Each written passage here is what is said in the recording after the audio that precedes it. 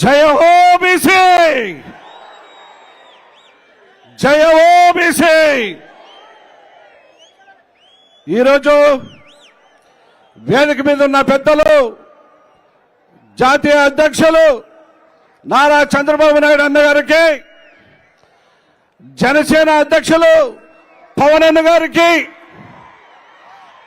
లోకేష్ బాబు గారికి, అచ్చెన్న గారికి, వేదిక మీద ఉన్న పెద్దలందరికీ నా నమస్కారం. వేదిక మీద ఉన్న అన్న చెల్లెలకు,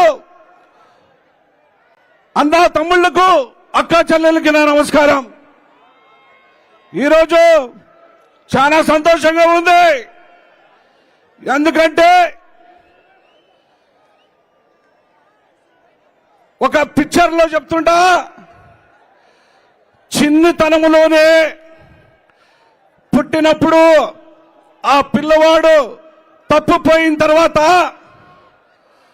15 సంవత్సరాలు అయిన తర్వాత చిరు మీసం వేసుకొని ఆ గ్రామానికి వస్తే ఎంత సంతోషంగా ఉంటుందో, నాకు కూడా అదే సంతోషంగా ఉందని చెప్పి ఈ సందర్భంగా మనవి చేసుకుంటున్నా.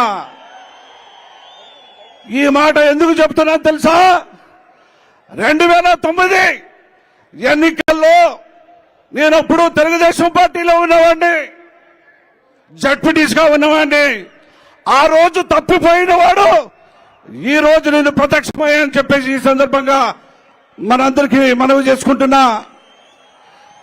అన్నలారా, 5 కోట్ల ప్రజలు కూడా మనందరం కలిసికట్టుగా మన గ్రామాల్ని అభివృద్ధి చేసుకునేదానికి, గ్రామం బాగుంటేనే దేశం బాగుంటుందనే నినాదంతో తీసుకురావాలంటే మన ముఖ్యమంత్రి నారా చంద్రబాబు నాయుడు గారు అయితేనే ఈ గ్రామ అభివృద్ధికి తోడ్పడుతుందని చెప్పి ఈ సందర్భంగా మనవి చేసుకుంటున్నా.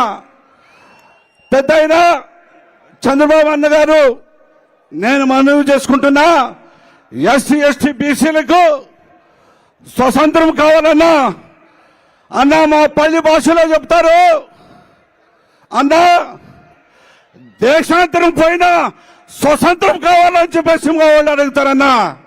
ఆ స్వతంత్రం మీరు ఇస్తారని చెప్పేసి నేను నమ్ముతూ వచ్చానన్నా.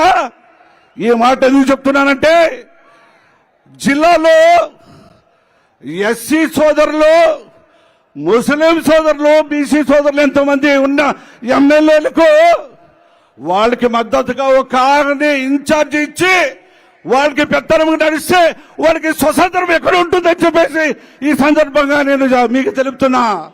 ఆ స్వతంత్రం కావాలన్నా ఈ రాష్ట్రానికి 24 ఎన్నికలు మరి నారా చంద్రబాబు నాయుడు అన్న ముఖ్యమంత్రి కావాలన్నా, అదేవిధంగా జనసేన అధ్యక్షులు పవన్ అన్న కూడా, అన్న ఈ రాష్ట్రాన్ని అభివృద్ధి బాటలో నడుపుదాం, బీసీలను ఐక్యబద్ధంగా చేసి 24 ఎన్నికల్లో ఘన విజయం సాధిస్తామని చెప్పి ఈ సందర్భంగా మనవి చేసుకుంటూ, నాకు ఈ పెద్దల అవకాశం ఇచ్చిన అందరికీ పేరు పేరు నా హృదయపూర్వక ధన్యవాదాలు తెలుపుకుంటూ సెలవు తీసుకుంటాను.